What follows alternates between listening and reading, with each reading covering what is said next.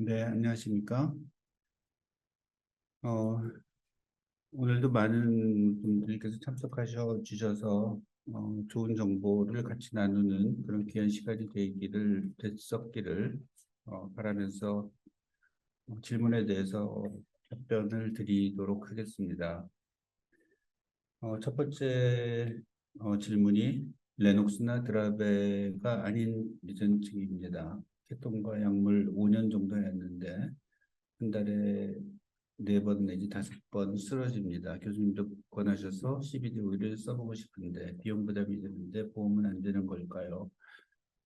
이 CBD를 사용하는 것을 보험으로 인정을 해달라는 거의 투쟁을 저희가 어, 우리나라 그 복지부를 대상으로 해서 투쟁을 거의 한 2년 정도 하고 있는데 2년 동안 정말 꼼짝을 안 하고 있습니다.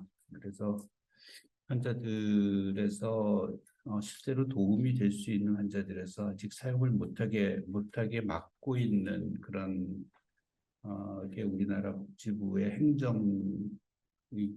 행정 조치이기 때문에 이번에 뭐 의료 그 의대 증원 여부를 포함해서 우리나라 복지부는 환자들의 건강에는 일단은 관심이 별로 없습니다. 그래서 엄청난 투쟁을 하고 있었는데도 불구하고 아직까지 이게 보험으로 인정을 받지 못하고 있고, 현재까지 과학적인 근거로는 레녹스 가스토 증후군과 드라베 증후군 때는 뚜렷한 확정적인 도움을 받는다라는 과학적 근거가 있기 때문에 거기에 대해서는 사용이 허가가 된 상태고, 결자성 경화증 때 발생하는 뇌전증에도 효과가 있는 걸로 확인이 돼 있는 상태지만 아직까지 우리나라에서 사용이 아직 허가가 나 있지 않는 상태입니다. 그리고 미국에서는 이제 CBD 오일을 일반 뇌전증,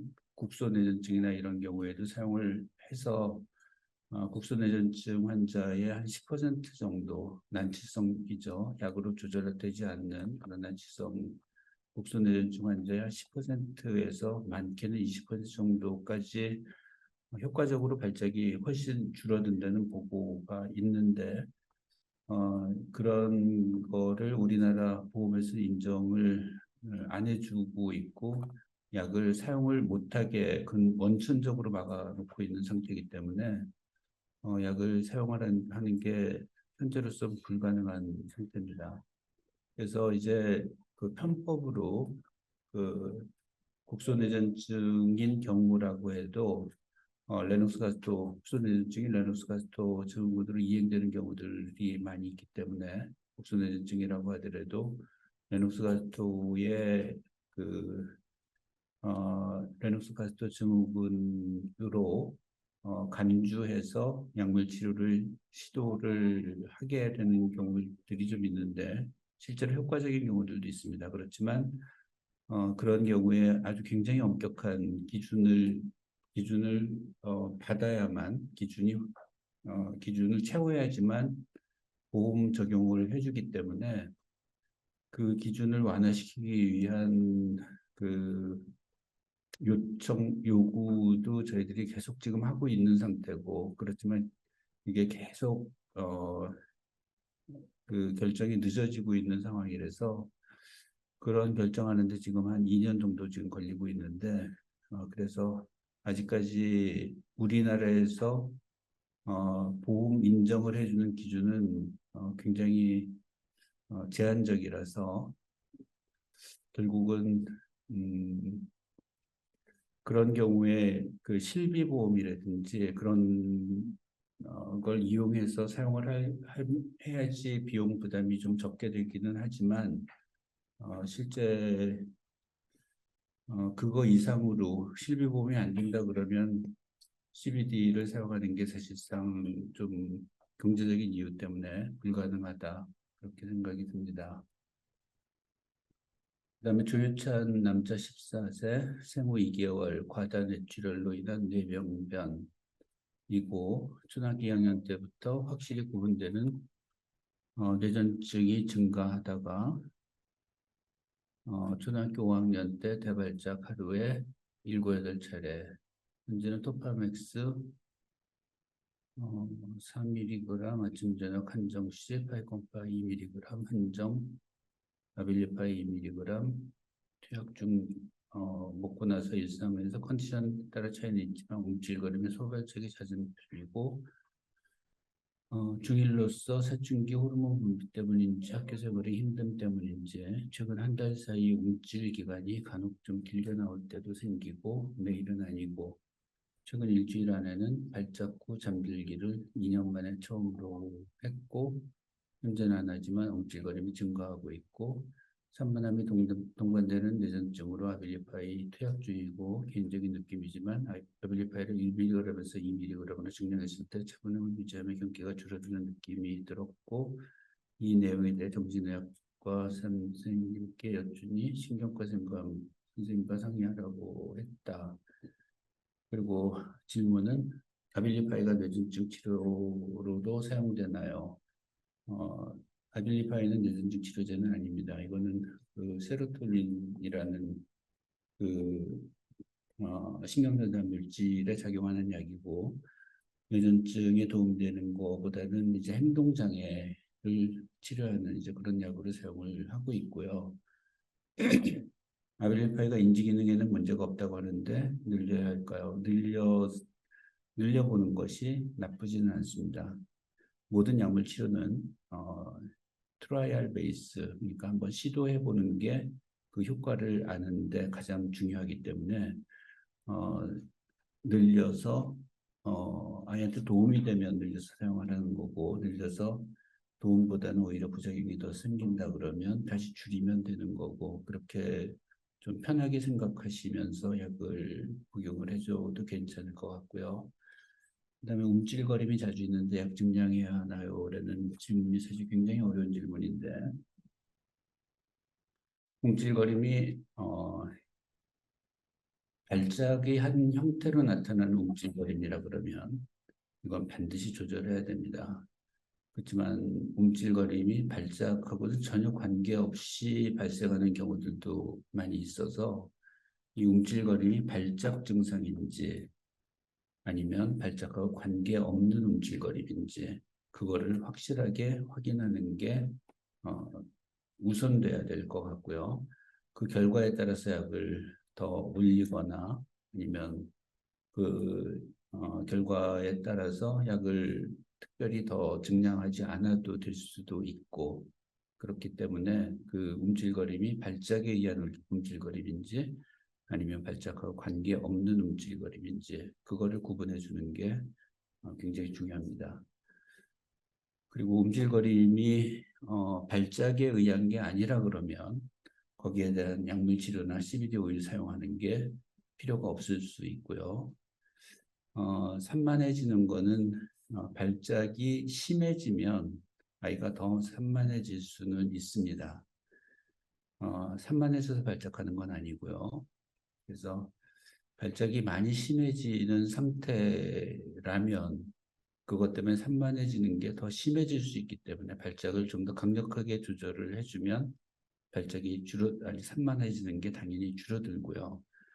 그거하고 관계가 없다 그러면 그 산만해지는 거하고 발작하고는 직접적인 연관은 없기 때문에 그런 것들을 구분하는 가장 중요한 검사 방법은 뇌파 검사입니다. 그래서 그 뇌파 검사의 결과에 따라서 실제로 그 뇌파 검사의 결과에는 뇌 기능을 떨어뜨리는 종류, 그러니까 레노스 가스토증후군과 같은 뇌 기능을 떨어뜨리는 종류의 뇌파 소견이 있기도 하고 경련 성향이 있긴 하지만 뇌 기능을 떨어뜨리지 않는 그런 뇌파 소견이 있기도 하고 그렇기 때문에 그 두 가지 중에 어떤 종류인지에 따라서 만약 뇌 기능을 떨어뜨리는 쪽의 뇌파 소견을 가지고 있는 레눅스 가스토증후군과 유사한 그런 종류라 그러면 당연히 발작에 대한 좀 더 강력한 치료가 필요할 수 있습니다. 다음 황민서 CBD 오일 복용 방법이 궁금합니다. 라는 질문이신데 CBD 오일은 대개 소아의 경우에 음, 몸무게당 10mg 0.1cc죠. 몸무게당 1cc를 하루에 두 번, 0.1cc를 하루에 두 번 나눠서 복용을 하는 게 일반적이고, 그 정도 용량 이하에서도, 그거보다 훨씬 더 적은 용량에서도 발작이 완전히 조절되는 경우들도 있어서, 처음에는 조금씩 증량해 가면서 유지를 하다가 발작이 완전히 조절이 되면 사실 더 이상 약을 올리지 않아도 괜찮은 경우들도 있습니다. 그래서 하루에 두 번 그냥 그 오일을 복용하는 거, 경구로 복용하는 입으로 먹는 거죠. 입으로 먹는 걸로 복용을 하게 됩니다. 그래서 아까 구청모 교수가 충분히 설명을 드렸지만 부작용 같은 게 있을 수가 있기 때문에 대개 첫 1개월 사이에는 약을 저용량으로 사용을 하면서 혹시라도 부작용 같은 게 오지 않는지 대표적으로 설사나 이런 소화기 부작용이나 아니면 간 기능 이상이나 이런 것들이 올 수가 있기 때문에 피검사 같은 것들을 해서 그런 문제가 있는지 없는지 확인하고 문제가 없으면 충분한 용량으로 대개 한 3개월까지 사용을 해보고요. 3개월 동안 효과가 없으면 굳이 더 먹일 필요는 없다. 이렇게 결정을 하면 되고, 3개월 동안 치료를 해봤는데 적어도 반 이상 발작이 줄어들고, 또 하나의 차이가 CBD의 효과 중에 아이 인지 기능이 아주 개선이 되는 경우들이 있거든요. 그래서 발작이 완전히 좋아지거나 뭐 반 이상 줄지 않더라도 인지가 현저하게 좋아지는 아이들이 정말 간혹 있습니다. 그런 경우에는 어, 부모님하고 같이 상의해서 약물을 유지하는 게 어, 아이한테 도움이 될 수 있기 때문에 그런 경우에는 지속 여부를 거기에 따라서 결정하기도 합니다. 다음 여기서는 스크롤이 안 되는데 여기서는 여기서는 스크롤이 안 돼요.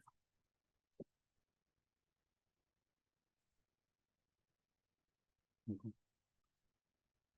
일단 저쪽에서 저쪽에서 내려주세요. 어, 저쪽에서 내려줘요. 연결이 응? 연결이 이거?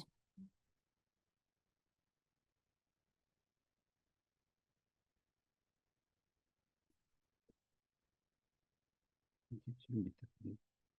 아니야. 이거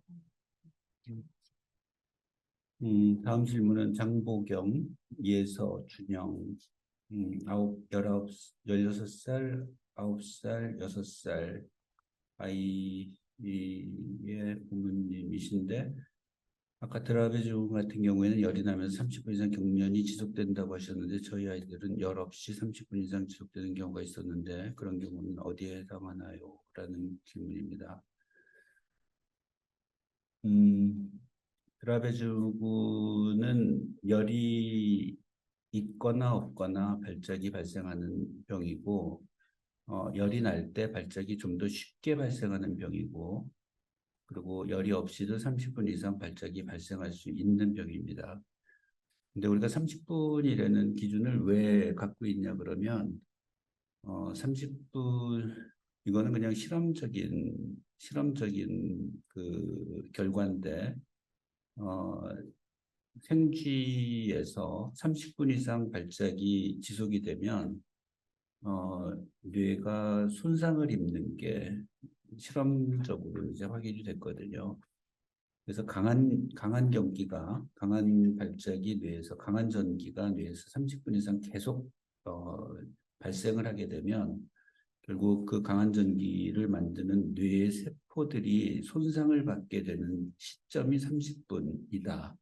라는 이제 그런 그 정의를 하게 되면서부터 30분 이상 경련이 지속이 될 때 이게 뇌전증 발작 지속 상태라고 생각을 하고 이런 경련이 일어나지 않도록 최선을 다해서 치료를 빨리 제공을 해서 치료를 해서 발작이 30분 이상 가지 않도록 만들어주는 게 굉장히 중요한 치료 방침이 되는 거죠. 30분이 됐을 때 치료를 시작하게 되면 당연히 이미 뇌 손상이 지속이 시작이 된 이후에 치료가 돼야 되는 거기 때문에 대부분의 일반적인 발작은 5분 이내에 스스로 멈춥니다. 대부분의 발작이.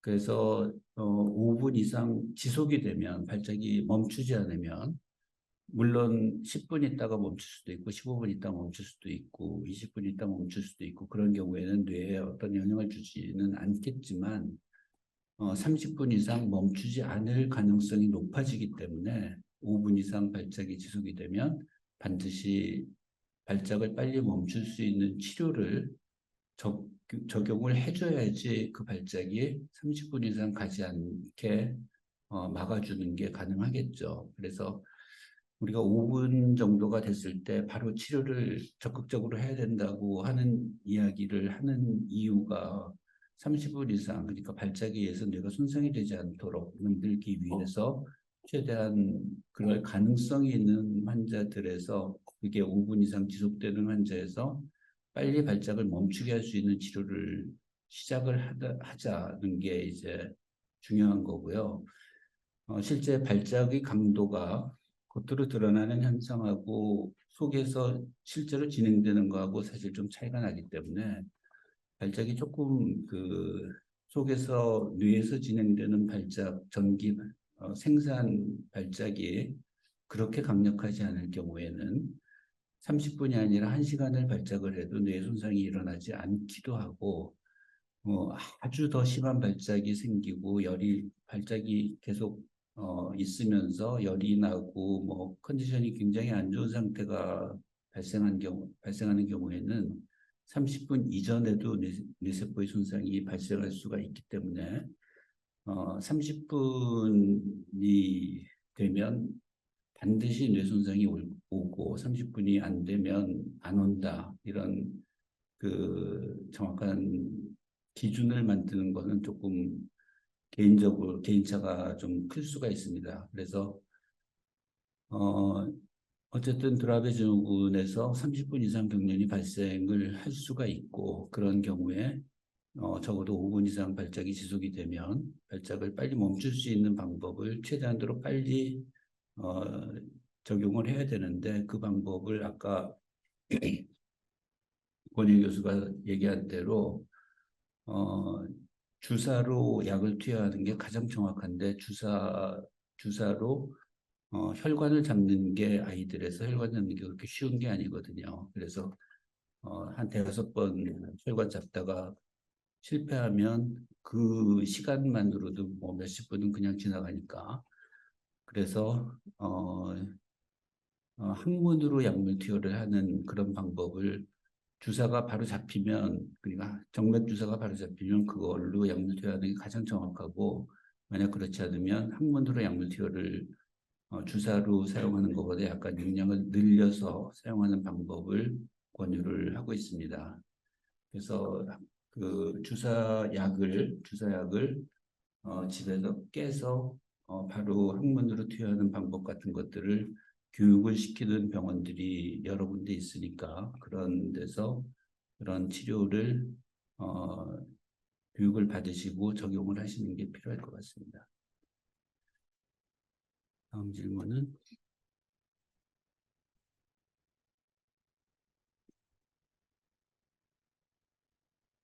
다음 질문은 이유나 아이 어머님이신데 PCDH19이라고 하는 유전자 이상 때문에 발생하는 뇌전증이고 드라베 증후군과 발현 양상은 많이 비슷하지만 현재 드라베 증후군이 아닌 걸로 알고 있는데 치료 방향이 많이 차이가 나는지 비슷한 증상을 두고 유전자 차이로 분류를 하는 건지에 대한 질문이십니다. 그 PCDH19을 포함해서 모든 유전자 질환은 같은 유전자 질환이라고 하더라도 나타나는 현상은 개별적으로 차이가 많이 나고 드라베 증후군이 가장 많은 유전자 변형은 아까 권영 교수가 잠깐 설명을 했지만 나트륨 채널, 소듐 채널인데 소듐 채널, 소듐 이온 통로 단백질의 이상을 초래하는 이제 그런 유전자의 이상 때문에 발생하는 경우가 대부분인데 그 대부분이라는 게 한 70% 정도 되거든요. 근데 임상 양상이 똑같이 드라베 증후군인데 나머지 30%는 다른 종류의 유전자 이상 때문에도 발생을 합니다. 그래서 그 소듐 이온 통로 유전자 이상인 경우와 다른 유전자 이상인 경우에서 치료 방법은 약간은 좀 차이가 확실히 약간은 치료 차이가 분명히 있습니다. 그렇지만 그 어떤 종류라고 하더라도 일반적인 치료 방법에는 특별한 그 차이가 없어서 어떤 종류라고 하더라도 어떤 유전자 이상이라고 하더라도 아주 특별한 유전자 이상인 경우를 제외하고는 어, 일반적인 치료 원칙을 대개는 그대로 적용을 하게 됩니다. 일반적인 치료 원칙이라는 게 첫 번째 약물 치료고 약물 치료 효과적인 걸로 생각되는 약물 치료에 도움을 못 받으면 두 번째 약, 세 번째 약 그렇게 사용을 하고 그런 걸로도 조절이 안 되면 비약물 치료를 적극적으로 적용을 하고 비약물 치료의 대표적인 거는 식이요법이고 식이요법이나 수술 치료나 이런 것들이 적용이 가능한 상황인지에 대한 결과에 따라서 그런 그 계획을 가지고 치료를 하는 게 일반적인 치료 접근 방법이라고 생각하시면 될 것 같습니다. 다음 질문은 안녕하세요. 정도우 4살의 뇌염을 앓고 나서 레녹스를 진단받았다. 레녹스 진단받고 고용량 소름도 치료할 때 뇌파가 정상 뇌파가 할 정도로 좋아졌었고 감량하며 다시 안 좋아지긴 했는데 주기적인 소름도 치료로 뇌파가 좋아질 수는 없는 건지에 대한 질문을 하셨습니다. 사실 주기적으로 할 수도 있고 장기간 부작용이 좀 결국 소름도를 계속 쓰지 못하는 이유는 부작용 때문에 그렇게 오래 쓰지 못하는 건데 일반적으로 레르스 가스트 증후군에서 소름도 치료를 했을 때 효과적인 경우라고 하더라도 약 부작용 때문에 약을 끊은 이후에 대개 한 3분의 2 정도에서 재발을 합니다. 그래서 3분의 2 정도에 다시 들어갈 경우에 한 번 더 사용해 볼 수 있는 여지는 있고요.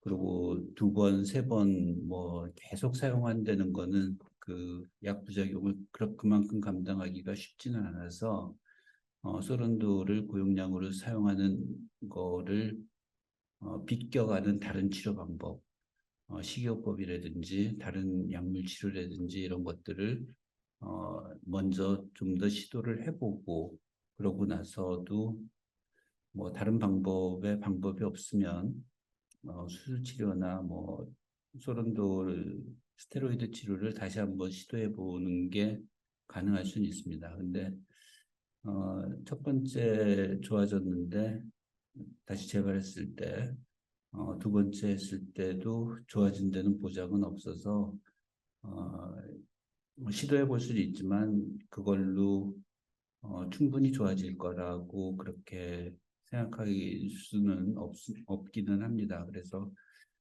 어쨌든 담당 선생님하고 그거는 상의하셔서 약이 갖고 있는 도움이 되는 부분과 그리고 약이 갖고 있는 그 어려움 부작용 그런 것들에서 어느 쪽이 아이한테 더 도움이 될지 여부를 같이 비교해서 그 밸런스를 균형을 맞춰서 치료를 하는 게 장기적으로 치료 전략을 짜는데 도움이 될 것 같습니다. 다음 주유찬 남자 14세고 국민연금공단에서 활동보조시간 추가와 관련된 내용을 국민신문고 행정소송 등의 내용을 선택하여 진행 예정입니다. 물론 협회 차원에서 도움을 주시리라 사료되나 전문의 선생님들이 도움이 절실합니다. 연금공단은 제출된 진단서 등을 기반으로 한 의료지식을 넘어 환자들을 기만을 하는 중이라 생각합니다. 전문의 선생님들, 협회 관계자들 분들 도움을 주실 거죠. 관련 내용을 서면으로 받아 제출할 수 있도록 도움 부탁드립니다. 이거는 협회에서 하는 굉장히 중요한 일 중에 하나이기 때문에 협회에 연락을 하시면 최대한도로 저희들이 협회 이사진들이 실제로 전문 의료진이 상당히 많이 같이 활동을 하고 있기 때문에 도움을 드릴 수 있을 것 같습니다. 협회에 연락하시면 도움 드릴 수 있도록 그렇게 하겠습니다.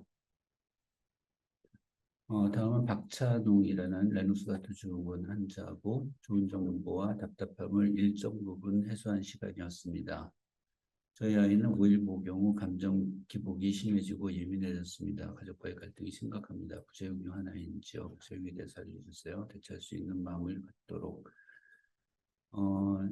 5일 복용 후에 감정 기복이 심해졌다고 하면 당연히 5일에 대한 부작용이겠죠.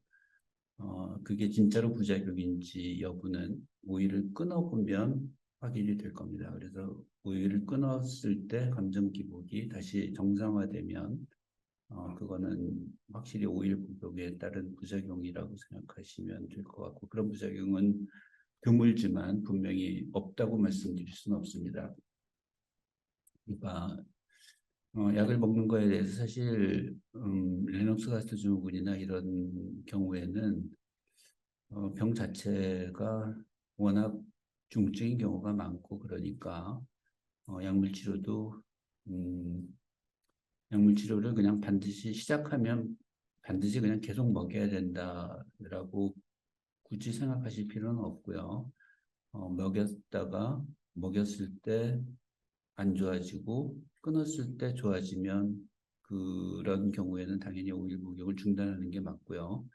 먹였을 때 감정 기복이 좀 있다고 하더라도 발작이 훨씬 좋아지면 감정 기복을 감수하고 해도 약을 쓰는 게 맞는 거고, 그리고 대부분의 부작용은 시간이 지나면 어느 정도 안정이 되는 게 일반적인 약물의 부작용의 행태이기 때문에 어떤 부작용이 조금 나타났다 그래서 미리 그거에 대한 걱정 때문에 약을 바로 끊거나 그럴 필요는 없고 조금 좀 시간을 두고 기다려보면 그런 증상이 괜찮아지는 경우들이 많이 있으니까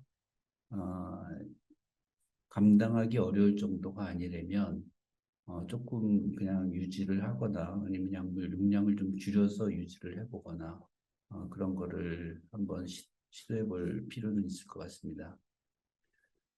다음 질문은 아까 질문드린 주의찬 발작과 응대때 움찔거림인지는 뇌파 검사로 확인이 가능합니다. 그래서 그리고 또 하나 그 움찔거림이 발작과 관계된 움찔거림이라고 하면 대개는 큰 근육에서 움찔거림이 발생을 하기 때문에 팔이나 어깨나 또는 다리나 몸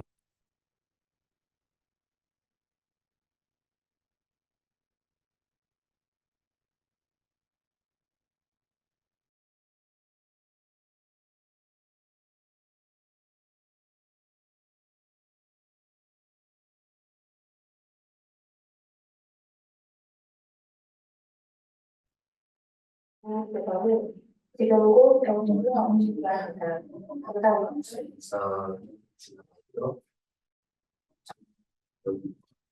예서 중요 아까 질문을 드렸는데 저희 실제가 학교에서 하고 준비장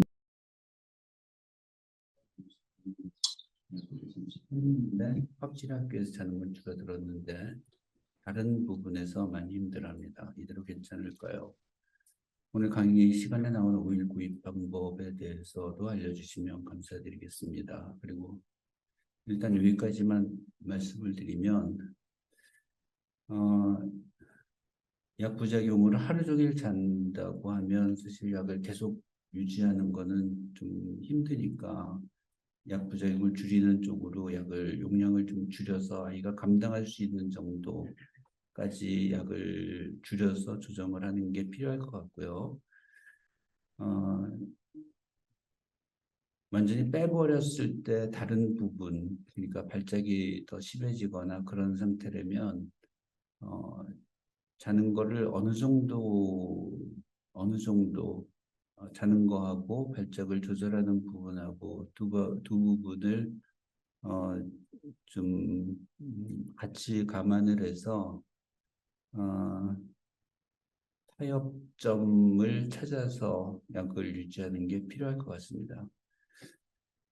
그리고 오늘 강의 시간에 나온 우일 구입 방법은 이거는 반드시 처방약이고 처방약이라는 얘기는 담당 선생님하고 상의를 해서 담당 선생님께서 아이한테 도움이 될 수 있는 상황인지 아닌지에 대한 판단을 하고 처방을 해야지만 구입을 하는 게 가능하고요.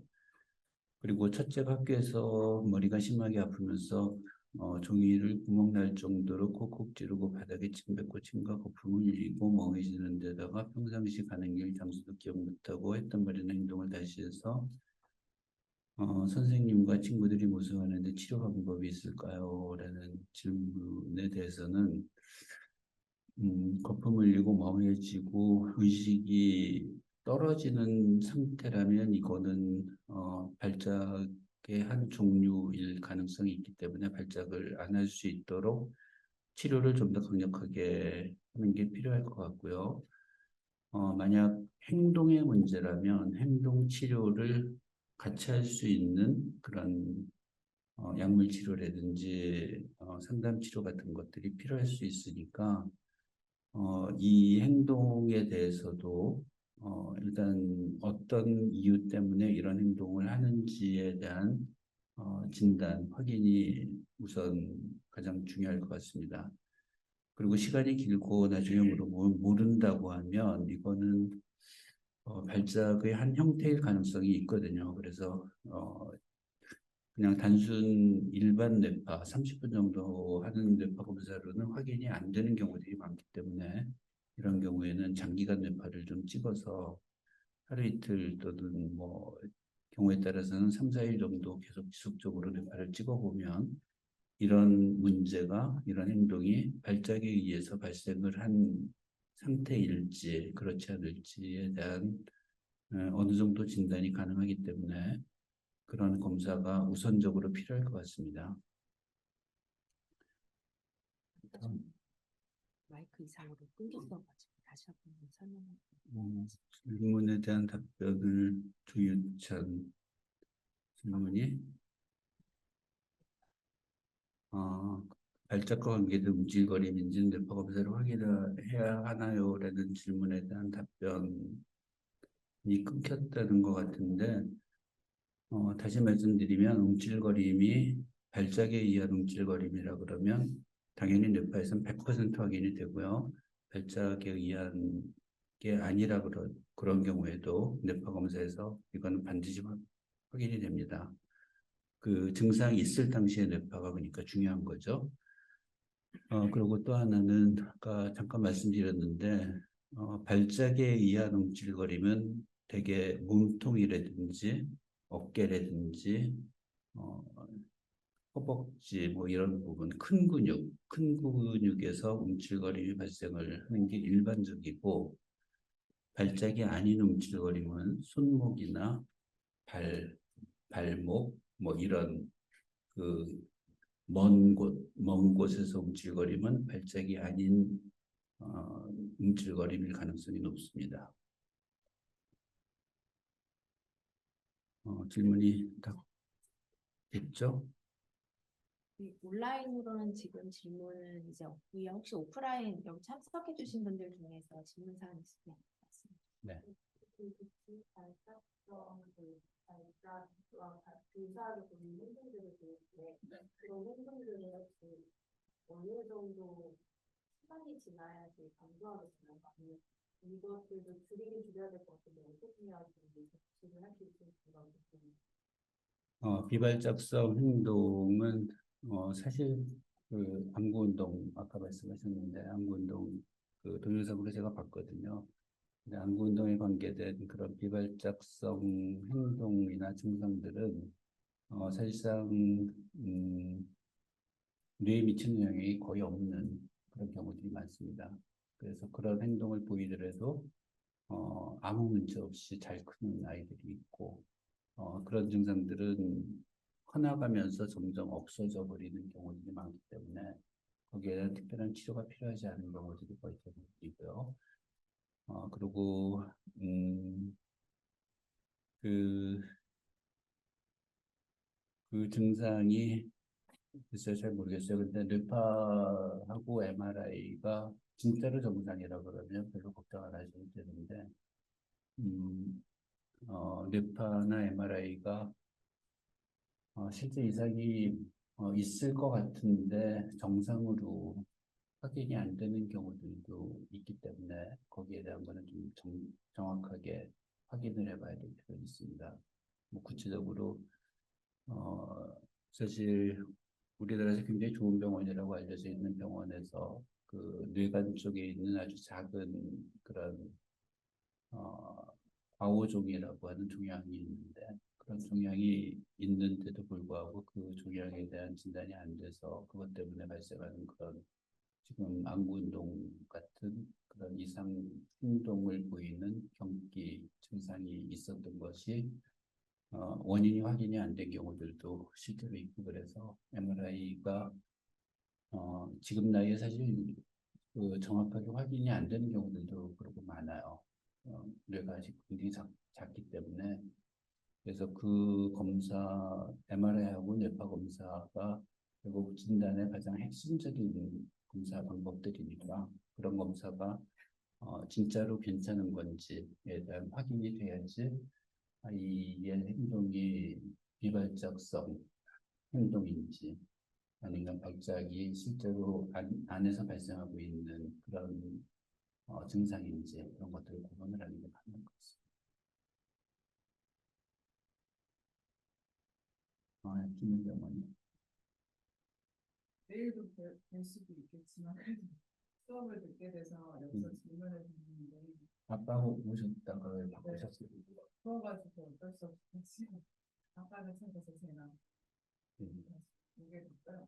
그 일단 저희 아이가 그 수술을 앞두고 있는데 교수님께서 뇌량 절제가 20% 확률로 완치 확률이 있을 수 있다고 말씀해 주셨는데 그게 어떤 식으로 일단은 뇌파가 사라지는 건 아닌데 끊는 것만으로 어떻게 그게 완치 쪽으로 갈 수 있는지 그게 좀 궁금하거든요. 그래서 사실 우리 권영 교수가 거기에 대한 연구를 많이 해서 권영 교수가 우선 답변을 해줘도 괜찮을 것 같은데.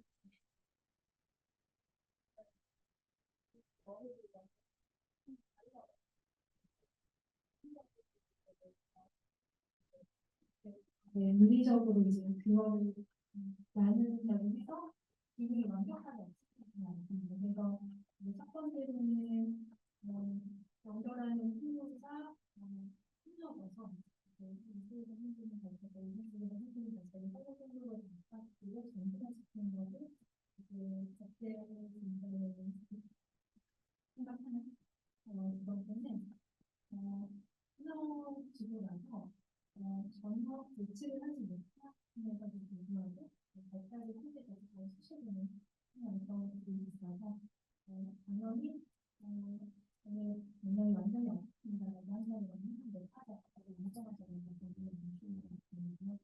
그게 아니라고 하면 넘어지는 선을 끊어주는 때문에 강도가 너무 약해져서 그로 인해서 발생하는 강도랑 수치가 주는 하나 이렇게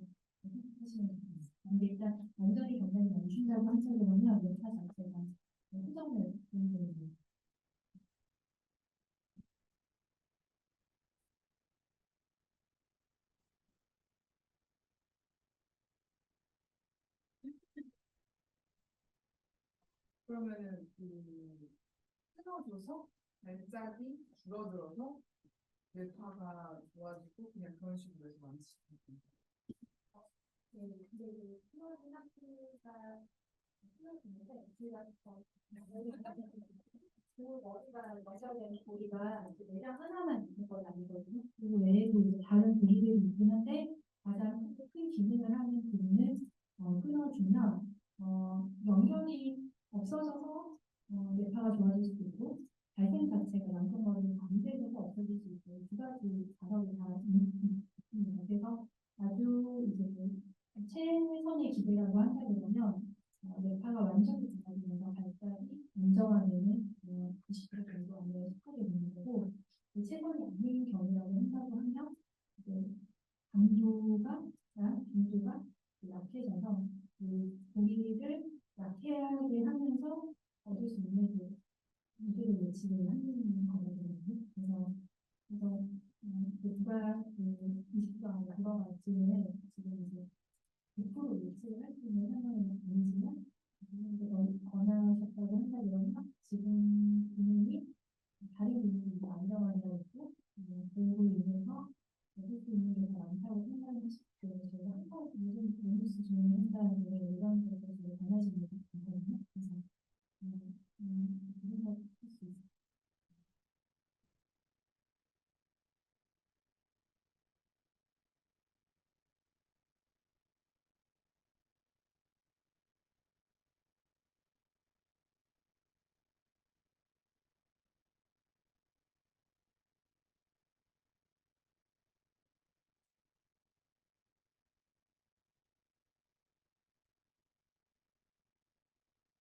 권행 교수가 워낙 뭐 잘 설명해 주셔서 충분히 이해가 되셨을 거라고 생각은 드는데 뇌전증이라는 거는 역치의 질환입니다. 역치.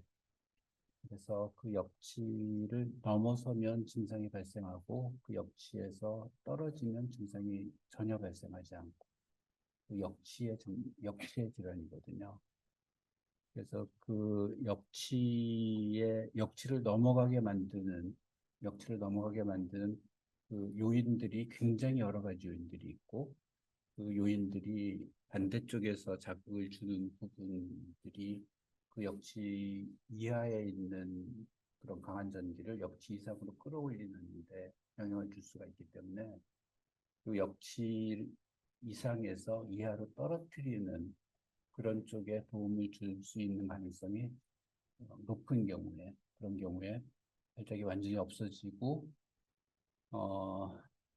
뇌파가 완전히 정상화되는 경우는 그렇게까지 기대하기는 좀 어려울 수도 있는데 실제로 뇌량결제라고 해서 뇌파까지 완전히 정상화되는 경우들이 있어요. 그래서 그거를 미리 알 수 있는 방법이 없기 때문에 해서 크게 부담이 되지 않는 상태라면 하고 경과를 보는 게 아이가 지금 하루에도 경기를 뭐 10번 이상 계속하고 있고 그리고 경기를 하는 것 때문에 발작뿐만 아니라 인지 기능에도 영향을 계속 주고 있고 치료를 하기 위해서 엄청난 지금 약을 같이 사용하고 있고 그런 여러 가지를 감안을 하면 그 역치 이상으로 올라가 있는 거를 얼만큼 많이 떨어뜨릴 수 있는데에 따라서 치료 강도를 많이 줄일 수가 있으니까 그런 것들이 균형이한테 도움이 많이 될 수 있을 거다. 그렇게 생각하시면 좋겠습니다.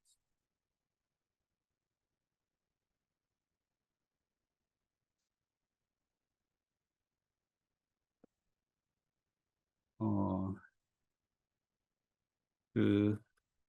밥 먹을 때 어깨가 들썩이면서 팔을 올리는 양상으로 보이는 발작이 움찔거림이라고 하면 뇌파 검사 때 밥을 먹으면서 검사를 해야 하나요? 라는 질문인데 뇌파 검사는 이런 경우에는 장기간 뇌파 검사가 필요합니다. 그러니까 장기간 뇌파 검사라는 게 24시간을 대개 기준으로 해서 검사를 진행을 하는데 24시간 동안 그 사이에 밥도 먹고 잠도 자고 다 그렇게 일상생활이 일어나니까 일상생활에서 그 발작 양상을 보일 때 그 보일 때의 뇌파 상태가 진단의 가장 핵심적인 결과를 보여줄 수가 있고, 혹시 그렇지 않더라도 그 증상이 없다고 하더라도 그런 증상을 보일 수 있는 뇌파는 24시간 정도 장기간 뇌파에서는 거의 100% 확인이 되기 때문에 그런 증상이 발작에 의한 증상인지 아닌지를 진단하는 데는 장기간 뇌파 검사가 거의 핵심적인 검사라고 말씀드릴 수 있을 것 같습니다. 마지막 코멘트 하고 마치도록 하겠습니다. 최찬승 교수님 오랜만에 얼굴 뵈니 너무너무 반갑네요. 찬승이는 8년째 경련을 계속하고, 찬승이 요새 분당 서울대 다니는 것 같은데 김원민 교수가 치료 계속 잘 해주고 있을 거로 생각이 드니까, 그래도 느리지만 조금씩 발달하고 있어요. 손상된 뇌세포를 살릴 수 있는 획기적인 의학 발전을 위해서 간절히 바라보고 기대하고 계시는데, 그런 것들을 위해서 지금 의학자들이 굉장히 많은 노력을 하고 있는데 좀 안타깝네요. 우리나라 이 의료 문제가 현재 세계적인 의료라고 생각하는데, 그거를 유지해주고 보존해주고 도와주고 그런 쪽보다는 그렇지 않은 쪽으로 이용을 하고 있어서 좀 안타까운 상황이라고 생각은 듭니다. 어쨌든 저도 반갑습니다. 그리고 오늘 강의하고 질의응답 시간을 여기서 마치도록 하겠습니다. 감사합니다.